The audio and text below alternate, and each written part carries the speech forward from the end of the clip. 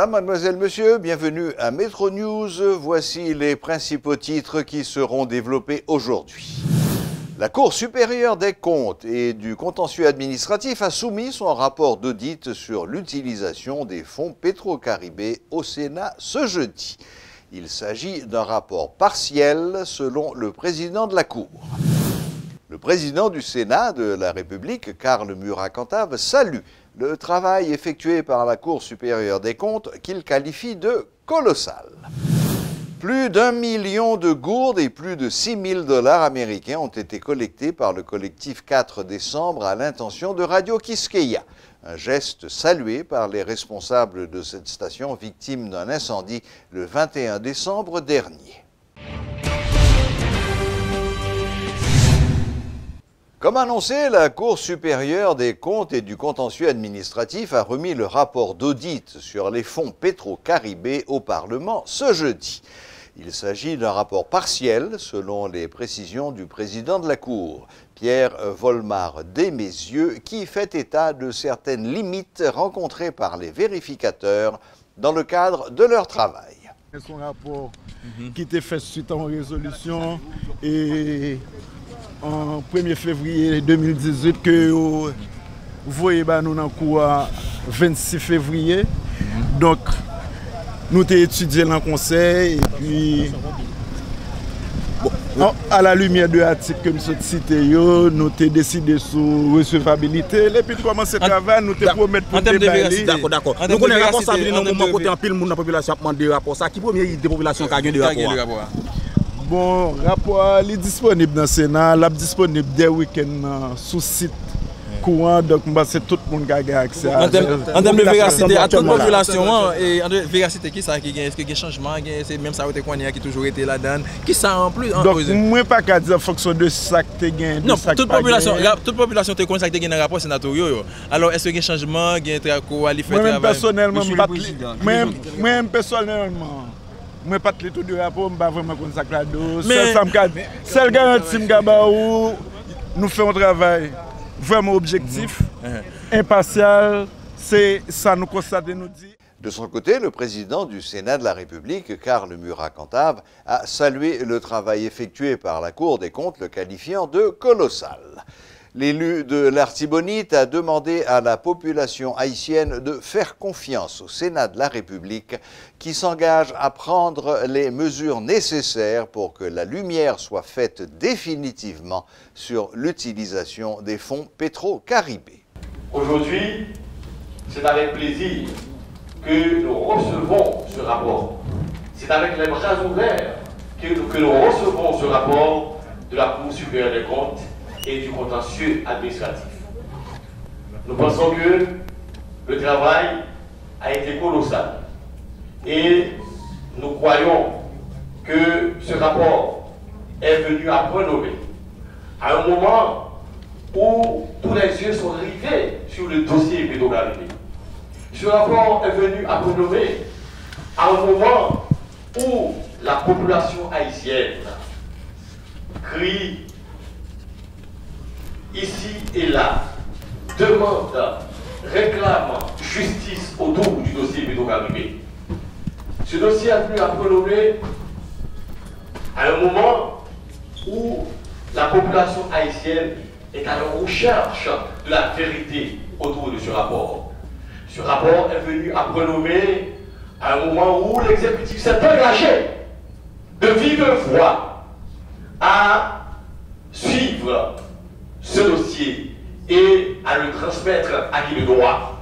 À un moment où le Premier ministre s'est engagé à porter plainte auprès de la justice contre tous ceux-là qui ont dilapidé les fonds de Petro-Caribé.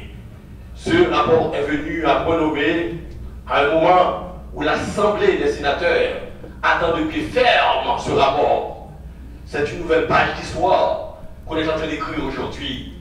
Et la postérité va jouir de cette nouvelle page d'histoire. Et nous pensons que nous autres, au niveau de l'Assemblée, nous allons accompagner ce dossier. Nous allons prendre toutes les dispositions nécessaires pour que ce dossier aboutisse.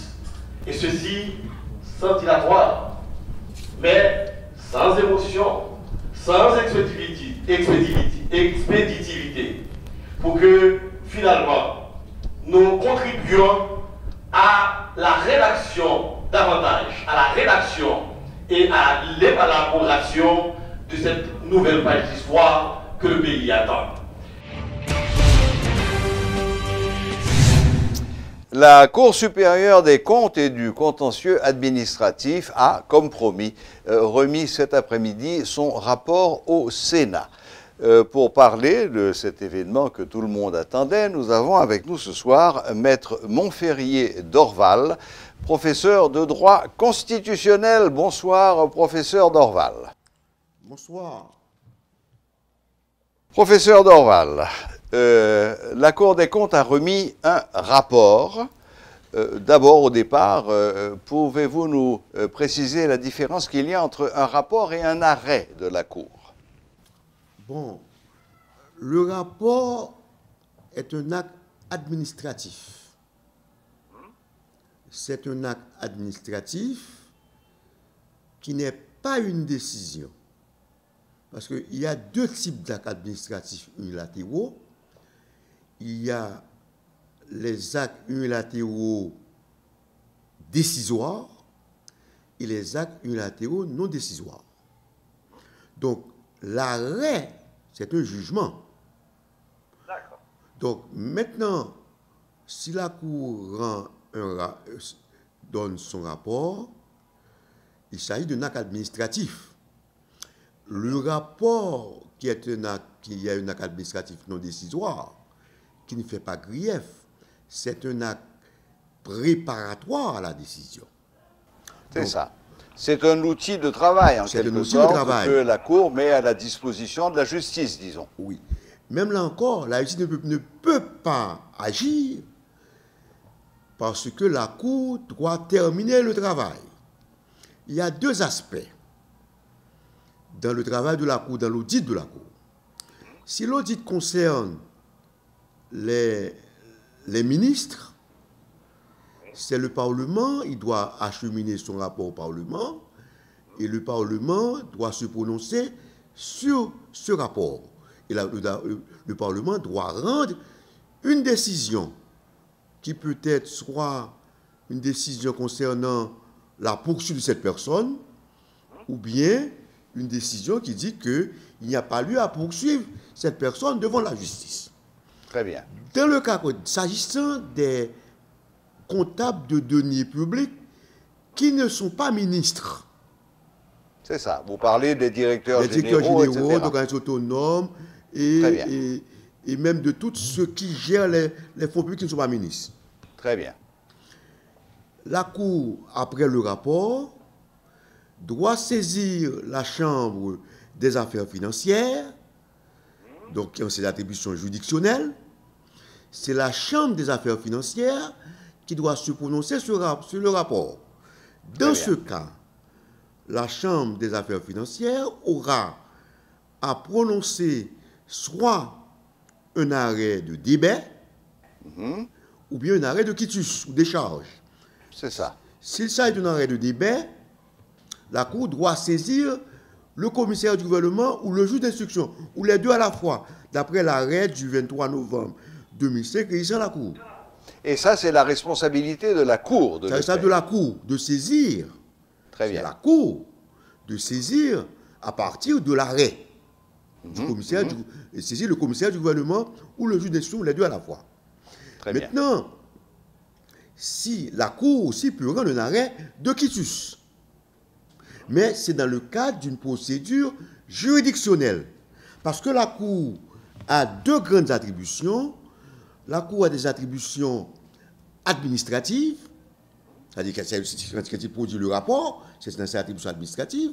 La Cour a des attributions juridictionnelles. Dans le cadre soit du contentieux administratif, il y a deux chambres d'après le décret. Il y a la chambre administrative, la Constitution vous dit maintenant section du contentieux administratif, et dans la Constitution on parle de section du contrôle financier, c'est ce que le décret parle de chambre financière, c'est des attributions juridictionnelles. Donc quand la Cour après avoir rendu son rapport concernant la gestion financière des comptables d'unités publiques, la Cour, s'agissant des directeurs généraux, d'organismes autonomes ou d'organismes concentrés, ou de tout ce qui gère les fonds publics qui ne sont pas ministres, à ce moment-là, la Cour doit dire, doit rendre un rapport. Donc c'est ce arrêt de débat qui peut saisir la justice. Mais s'agissant des ministres, le Parlement doit se prononcer. Donc il y a une commission bicamérale de décharge qui doit se saisir du dossier et qui va rendre son rapport, ou bien on peut décider d'entériner le rapport de la Cour, et le Parlement doit rendre une décision. C'est cette décision de poursuite qui va saisir soit le commissaire du gouvernement, soit le juge d'instruction. Très bien, très bien. Maître Dorval, bon, je suis certain que vous n'avez pas encore eu le temps de prendre connaissance de ce rapport. Je n'ai pas encore vu le rapport. Il vient d'être déposé au Sénat, mais dans l'état actuel des choses, à quoi est-ce que vous vous attendez? Parce que j'ai l'impression que le pays tout entier attend des miracles de ce rapport. J'ai l'impression qu'il n'y aura pas de miracle, à dire vrai. Bon, si on veut faire si on veut faire les choses conformément au droit, on doit respecter la procédure que j'ai indiquée. Que vous venez d'indiquer. Parce que oui. si d'aventure, le Parlement, ou bien le Sénat, défère le rapport par devant la justice, par devant le commissaire du gouvernement, le commissaire du gouvernement ne peut pas agir. Il manque quelque chose. Il faut une décision. Il faut une décision de l'Assemblée et même des deux assemblées parlementaires. C'est les deux chambres. Ça doit être voté en chambre séparée. Il faut qu'ils se réunissent, qu'ils décident en chambre séparée. C'est à ce moment-là qu'on peut poursuivre. Parce que sinon, il y a l'article 233 de la Constitution qui dit maintenant, et le Parlement est compétent pour donner des charges au ministre, des charges ou pas. C'est le Parlement qui est, dans son article 233 de la Constitution, qui doit se prononcer sur la gestion financière des ministres. Donc le rapport de la Cour a une valeur indicative. C'est ça. C'est une valeur indicative qui va permettre d'évaluer le dossier. Maintenant, il faut que les chambres se prononcent, dans le cas de ministres, et s'agissant d'autorités publiques qui n'étaient pas ministres, il faut à ce moment-là que la Cour transfère le rapport par devant la Chambre des affaires financières. C'est la Chambre des affaires financières qui doit rendre un arrêt de débat ou de quitus. C'est ça. Donc, arrêt de débat, c'est un arrêt qui engage la responsabilité du comptable public ou du comptable donné public. Arrêt de débat, arrêt de quitus, c'est l'acte par lequel la responsabilité financière de comptable public est dégagée. C'est ça. Maintenant, Maître Dorval, le Premier ministre Jean-Henri Séan avait fait une déclaration publique au terme de laquelle il disait que le gouvernement allait se porter partie civile dans le cadre d'un procès éventuel Petro-Caribé en passant par la DGI. Dans quel cadre se situerait une action comme celle-là? Ok. Si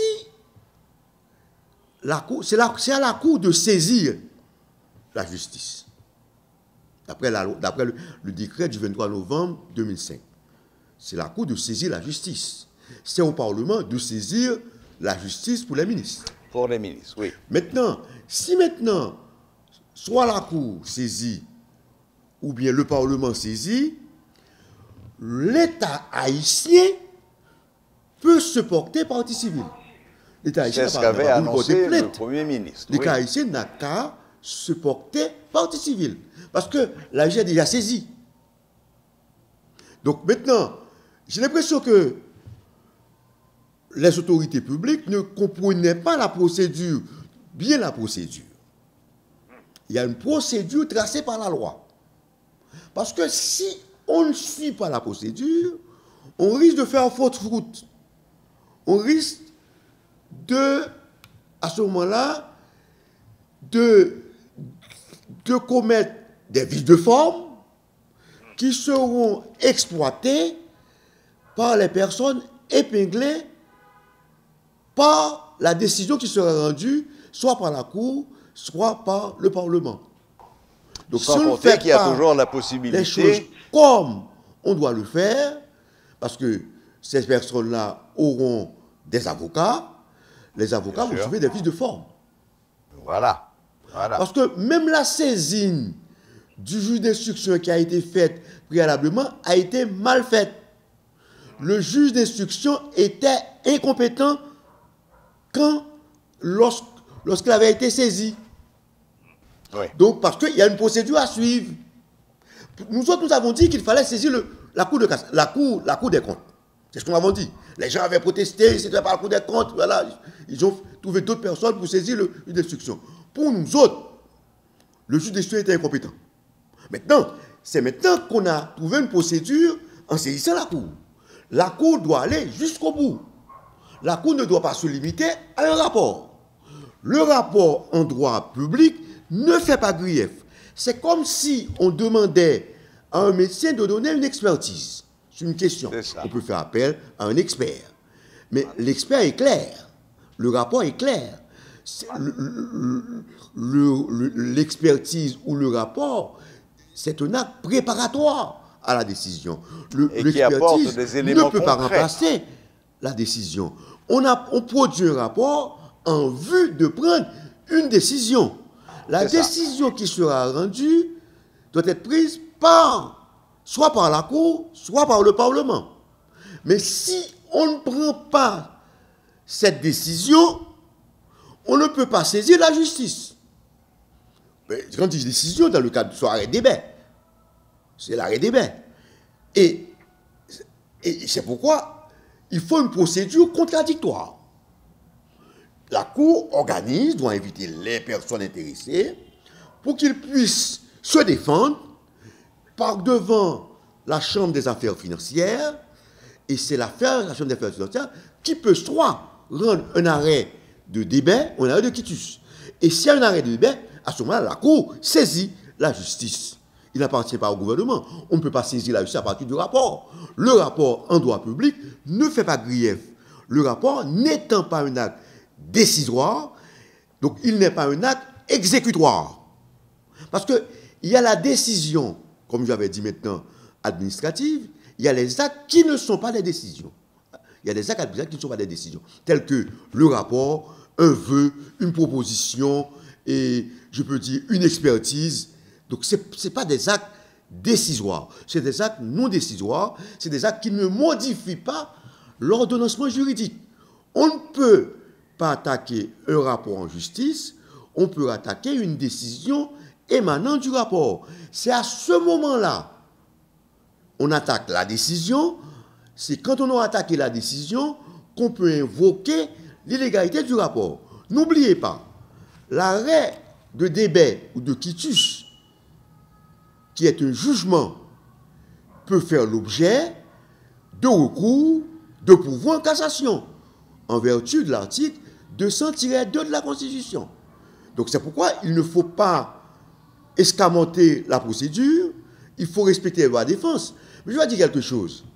Vous savez qu'en droit français, quand la Cour des comptes doit produire son rapport, la loi française prévoit, à côté du rapporteur, un contre-rapporteur. Le contre-rapporteur est d'office désigné pour protéger les droits des gens qui seront épinglés. Donc c'est un problème. Le contre-rapporteur, il y a un rapporteur qui fait son rapport, mais il y a un contre-rapporteur qui est là pour attirer l'attention du rapporteur sur des pièces à communiquer, sur des manquements, sur des problèmes, de façon à pouvoir corriger. Donc, les droits des personnes qui sont impliquées doivent être protégés. La procédure devrait être contradictoire. C'est pourquoi il faut organiser une procédure contradictoire devant la Cour supérieure des comptes par devant la Chambre des affaires financières. S'agissant du Parlement, le Parlement doit se prononcer. Il y a une commission bicamérale de décharge et qui peut même appeler les intéressés. Qui peut même appeler, entendre s'il y a un problème, qu'est-ce qui s'est passé, et il doit produire son rapport, et les assemblées parlementaires, les deux assemblées parlementaires doivent se prononcer. S'ils se prononcent pour la poursuite de tel ou tel, à ce moment-là, la justice sera saisie. Sinon, le dossier sera entaché de vices de forme et qui seront exploités par les avocats des intéressés. Et à ce moment-là, quand il y a vice de forme, on ne pourra pas plaider au fond, on ne pourra pas aller au fond et on pourra annuler la décision, la décision qui a été prise. Et à ce moment-là, on risque d'enterrer le procès Petrocaribé.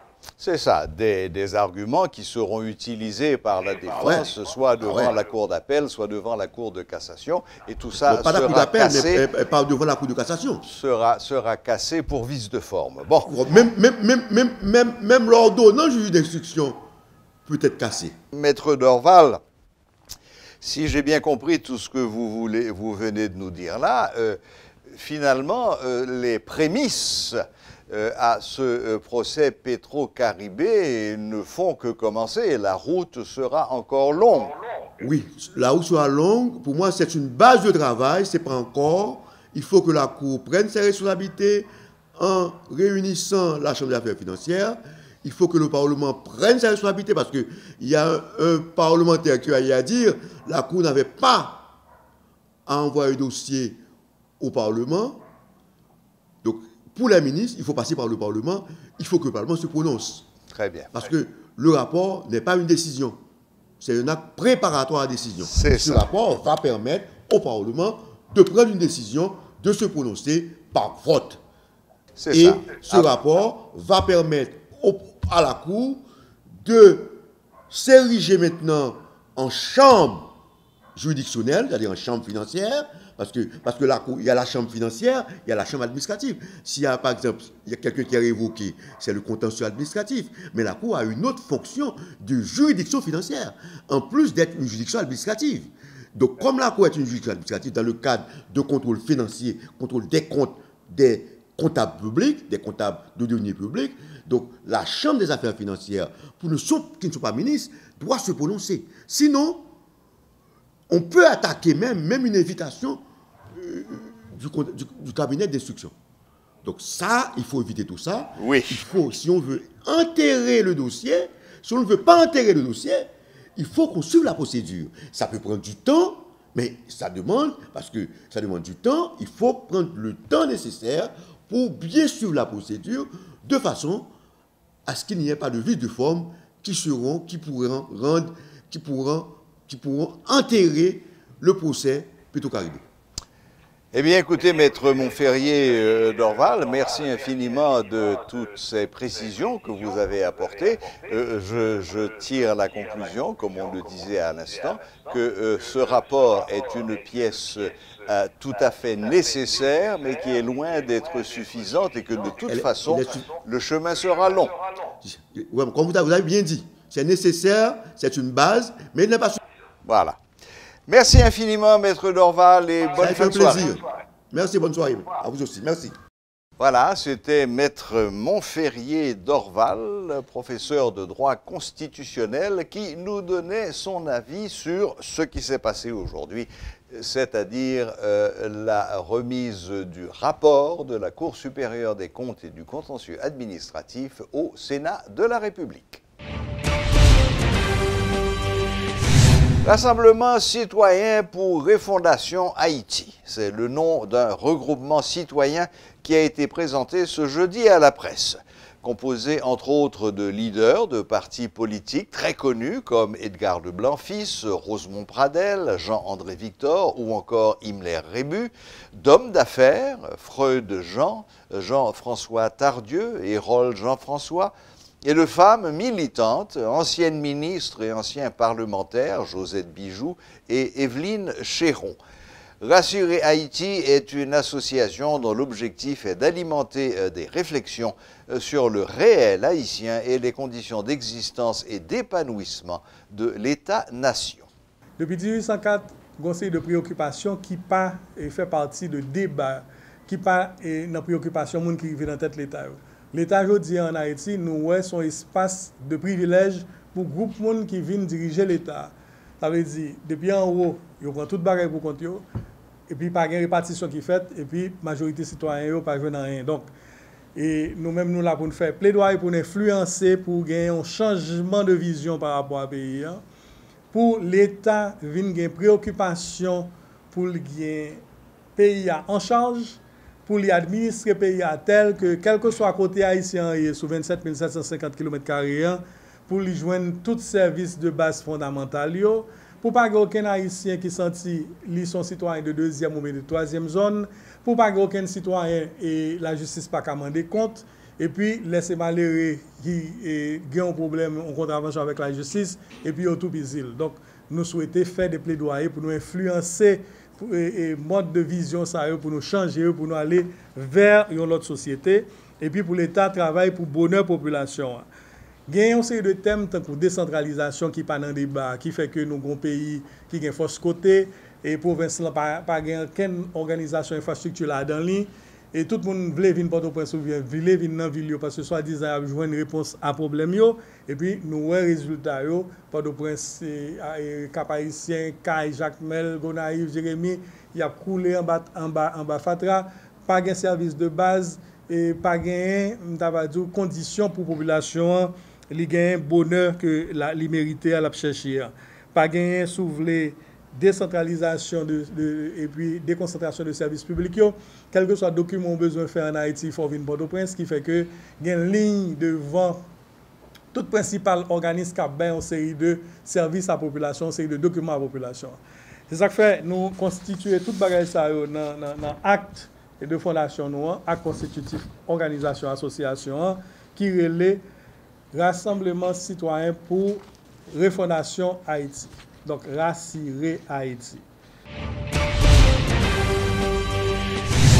Plus d'1 million de gourdes et 6 865 $, tels sont les fonds réunis par le collectif 4 décembre à l'intention de Radio Quisqueya dans le cadre du marathon réalisé le 19 janvier dernier. Lors d'une conférence de presse ce mercredi, les responsables de cette structure ont remis un rapport au directeur de Radio Quisqueya, Marvel Dandin. Par ce geste, Jean-Robert Argan, coordonnateur du collectif, entend lancer un message de solidarité à cette station victime d'un incendie en décembre dernier. Une action qui revêt une grande importance pour l'équipe de Quisqueya, a déclaré Marvel Dandin. Ce n'est qu'un début. Nous avons joué notre première partition. Vous devez savoir aussi qu'il y a d'autres événements qui auront lieu. Et notamment, si tu permets, je vais annoncer aussi que pour le 2 février, il y a l'orchestre Tropicana qui a offert la soirée à Quisqueya et ces fonds seront versés encore à leur compte. Je crois comprendre aussi qu'il y a le 14 février, il y a Classe qui va jouer encore pour Quisqueya. Donc, le tout et l'essentiel, c'est ce message de ce poté collé que nous lançons. Ce message d'expression de notre devoir, de notre obligation en tant que citoyen, en tant qu'institution, d'aider toute autre institution victime de malheur. Malheur commandité ou malheur naturel. Alors, nous souhaitons encore du courage à Marvel, du courage à Liliane, à Peterson, bref, à toute cette équipe, vaillante équipe de Quisqueya. Et on attend encore le 88.5 de les airs très bientôt. Son gros geste de solidarité, mais également son gros exemple, moi je suis capable de dire, de transparence qui baille là. Donc, toute donnée, moi, censé quoi d'avance, yo fiable. Et m'a dit son gros exemple de transparence parce que le peuple haïtien, son peuple qui est très solidaire, mais il arrive que grand pile type de activité comme ça qui fait, qui décourage. Ça permet que je me des exemples. Mais ça, son gros exemple. Et je crois que lui montrer non seulement nous capables solidaires, mais nous capables propres, nous capables clairs, nous capables transparents. Et c'est ça que montrez nous là.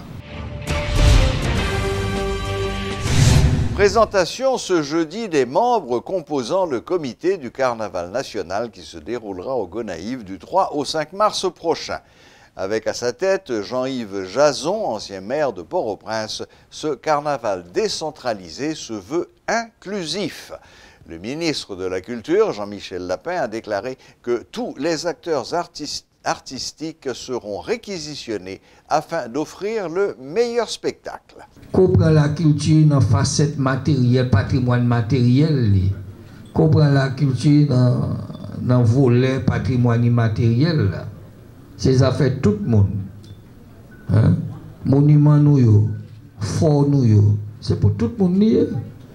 Je ne décide de venir, il faut que je divise comme là par nombre haïtien pour chaque monde sortir à Timosopa. Là, nous avons volet matériel question. Maintenant, volet immatériel là, l'État n'a pas qu'à imposer, personne ne créer. Tout le monde est libre pour créer. L'État oblige à aller vers tout le monde qui a créé. Mais l'État a une responsabilité tout pour le valoriser, création, qu'il ouais, qui est bon pour la société, surtout pour tout le monde. Donc, dans ce sens-là, tout le monde n'est pas capable dans le carnaval. Le comité a fait tout effort pour le faire choix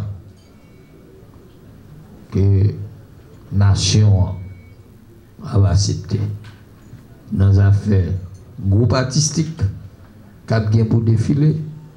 Dans les affaires bon à pied, cap gain pour défiler. Dans les affaires groupes musicaux, cap gain pour défiler. N'a salué déclaration président Assemblée nationale. C'est Karl Murat qui dit qu'il a gagné un carnaval inclusif. Ça veut dire tout le monde qui fait un bagage qui est bon dans le carnaval là, et qui est comité a gagné pour le faire choix, la participer en dedans carnaval ça. Ensuite a parlé pour Haïti. Ensuite a parlé qui va déboucher sur réconciliation. Ensuite a parlé qui doit déboucher sur mea culpa. Ensuite a parlé qui doit déboucher sur pardon tout. Ensuite a parlé qui a débouché sur vivre ensemble. Voilà, la boucle est bouclée. Merci de nous rester fidèles et à la prochaine, même heure, même chaîne.